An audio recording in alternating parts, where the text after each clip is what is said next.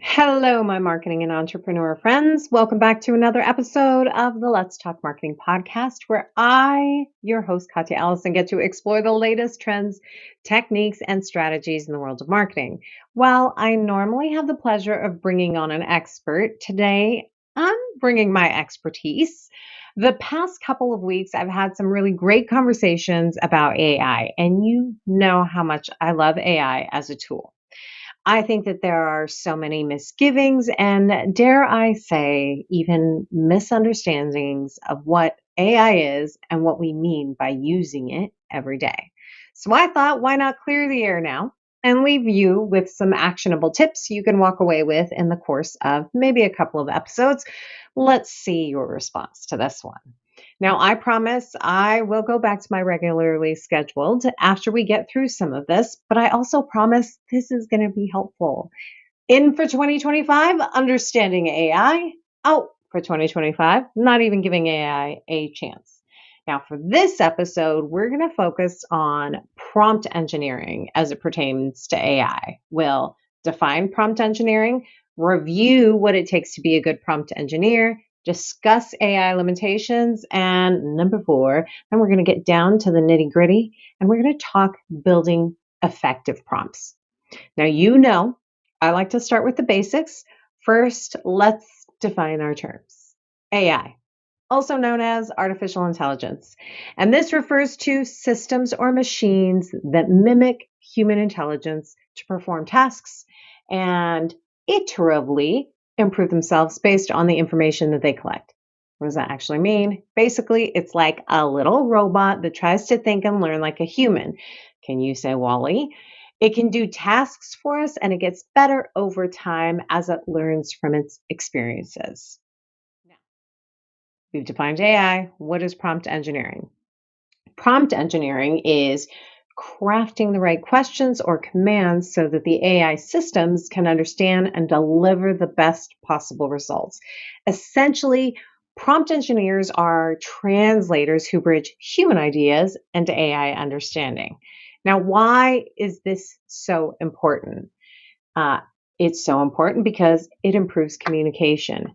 Being clear ensures that AI understands exactly what you're asking. It reduces misunderstandings and it improves the quality of your response. Number two, making everything much more efficient. It makes the whole working with AI go a lot smoother and a lot faster when you're a good prompt engineer. Um, why else is it so important? It's important because it lets AI reach its fullest potential. It's like being a chef and using every part of an animal to provide sustenance. If you are a vegan, I am sorry, but you're picking up what I'm putting down, right? It's you're using everything, it's reaching its maximum potential when you're a good prompt engineer. And the last thing reason that I think that it's important is because there are fewer errors. If you've used AI, you have felt this. Nothing worse than having to come back time and time again to the first question you had wanted to get results from. It's like going to a water trough with a pail that has a hole in it. A little pours out each time you think you're going to get a full pail back.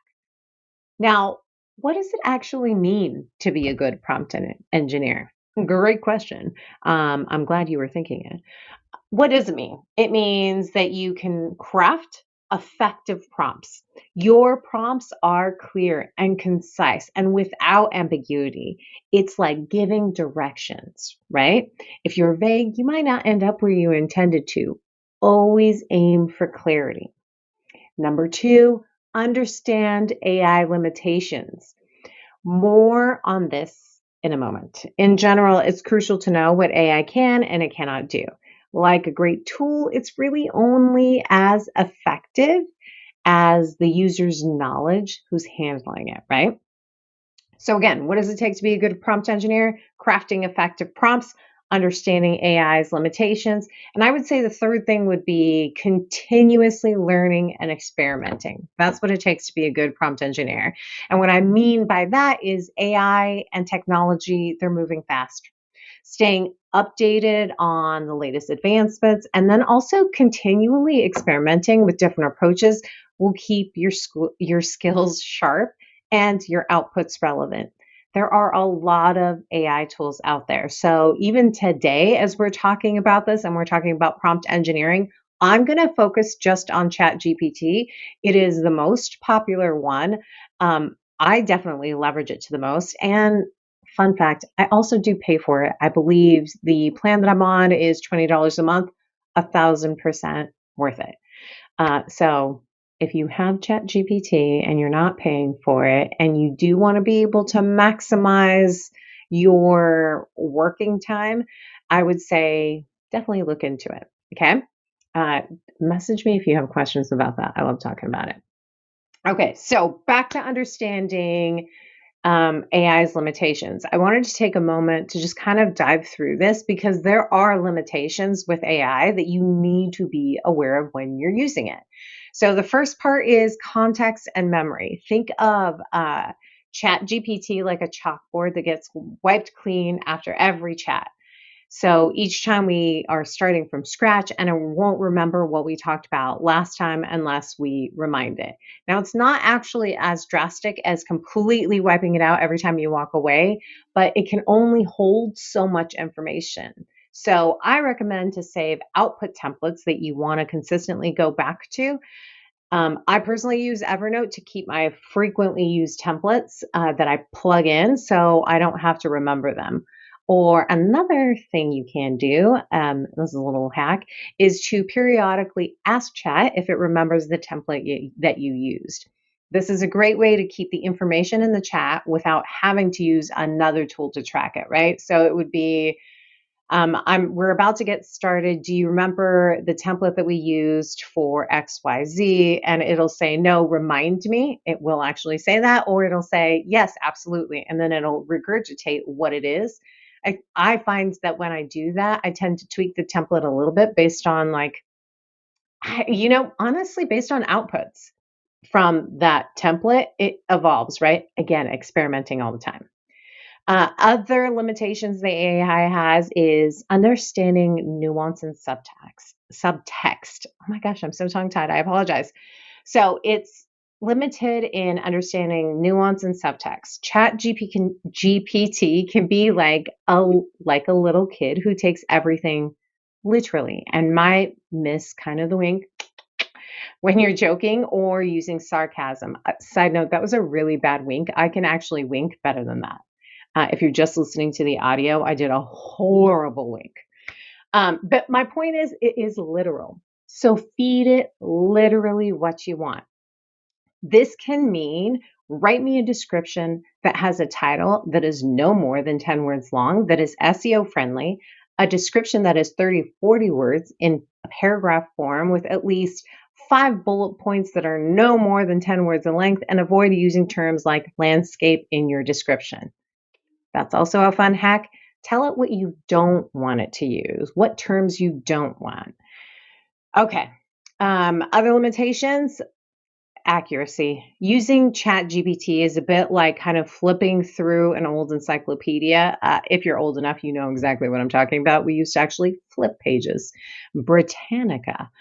It's full of useful information, but it won't have the latest news or updates. It's a point in time, right? So don't think you're going to find breaking news there. Again, use it as a tool, not your only resource. The last thing that I really want you guys to keep in mind is there's bias and fairness, okay? Think of AI like a sponge. It soaks up everything from the water it's in. So the data it was trained on is what it's soaking up. If the water is clean, the sponge works beautifully, the sponge being AI. It works beautifully and it's fair, but the water can be a little dirty and contaminated with unfair ideas and stereotypes. The sponge absorbs that too. So keep that in mind. And for the love of God, do not use it as the single source of truth. It is a tool. I will continue to say it. It is a tool to help you create and automate processes and workflows. It is not the end all be all. When I say I use it every day, I definitely do, but I don't use it every day to do my work. I look at areas where I don't need to be burning all of my calories with what XYZ. I want to spend my creative time in this area. Now that we've gotten all of that in the way, we are here to talk about building out your prompts. Now, creating your prompts.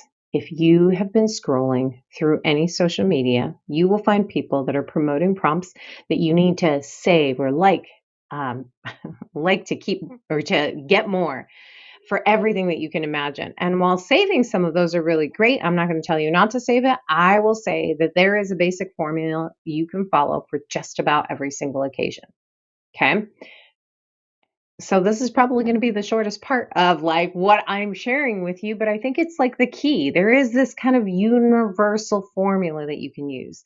Every prompt should be specific, provide context, set tone and style, and you should tell it what your expected output is. Let's slow it down. Every prompt should be specific. It should provide context. You need to set the tone and the style and tell it your expected output. Let's unpack it. Okay. So the first part, every prompt should be specific. Clearly define what you want the AI to do. Vague prompts often lead to vague answers. If you need a detailed response, specify the kind of details you're interested in. Use clear and concise language. You need to avoid using overly complex sentences or jargon unnecessarily. The jargon, I think, gets a lot of people. Simplicity can really lead to more accurate and relevant responses and the output that you're looking for. In addition to being specific, I was almost said Pacific. In addition to being specific, try to anticipate and address potential questions that you could get.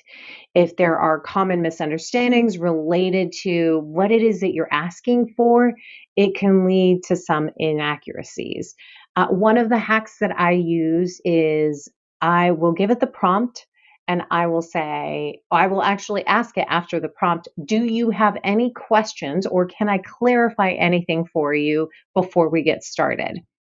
This is a total hack and it has helped me in so many ways. It helps identify what's really unclear before I go through the entire output that I'm going to get. So again, back to the beginning. Every prompt should be specific. We just went over that. It should also provide context. The more relevant information you include in the prompt, the better the AI can tailor its responses to what it is that you're looking for, your needs. Think of giving it a brief background before even asking it to give you a question or before not asking your question. Well, yeah, before even asking your question or putting in the rest of your prompt, right? You need to provide context. Where is this coming from? What are you trying to execute, right? Okay, so again, back to the prompts. Every prompt should, one, be specific, two, provide context, give it all the information, three, set the tone and the style, okay? This one may seem like you don't need it, but you do. There is a tone and there's a style of responses in your response that you're looking for. Are you looking for super formal? Are you looking for casual? Are you looking for technical? Are you looking for it to review something technical and break it down in layman's terms? Yes, I've totally used it in that way as well too. Mention this information in your prompt. This helps the AI adjust its language to fit kind of that desired communication style. Here is also a tone and style hack that I have implemented several times. There's a ton of back and forth that goes with getting the outputs and then tweaking it because you should never cut and paste, right? Copyright, the whole 9 yards. That's a whole other episode as to why you're not going to copy directly everything that AI gives you. That is your starting place. And then what you do is you edit, right? So what I've done typically is I'll go back and forth several different times, and then I will completely edit it to truly be the voice and tone. And what I'm trying to get it to do is learn my voice and tone so that when I ask for my voice and tone, it has a memory of that as well too. This is also great to leverage if you are in the paid version of ChatGPT, because it now has folders that you can create, and it has these prompt. Gosh, I don't know what it's called, but it's got basically stationary information for particular prompt folders. So let's say, for example, I'm leveraging ChatGPT for this podcast, right?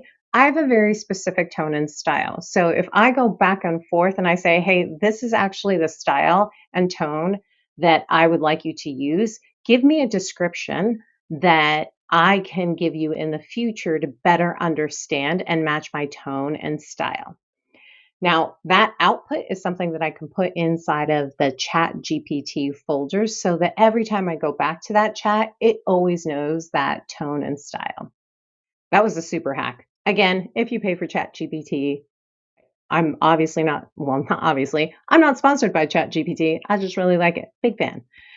Okay, back to the beginning again, because I'm all about repetition. Every prompt should, one, what was that? Be specific. Two, provide context. And three, set your tone and style. And the last part, every prompt should have, tell it your expected output. Okay. What do I mean by that? I mean, define the format. Do you want a list? Do you want a paragraph?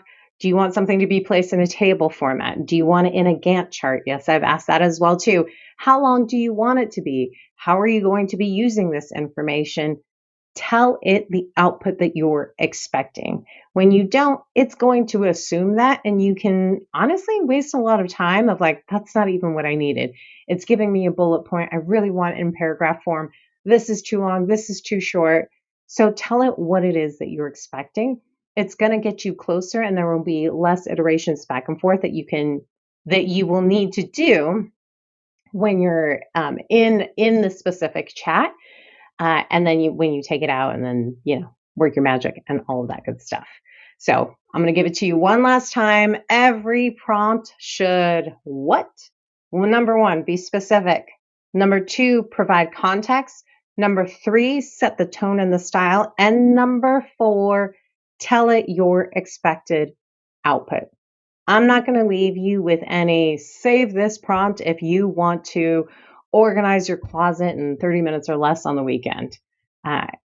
Maybe that's just a desire that I have. I don't know that AI could actually help me, but you never know. It could probably give me a good plan. But I am going to leave you with those four things, right? Every prompt should be specific, provide context, set tone and style, and you should tell it your expected output.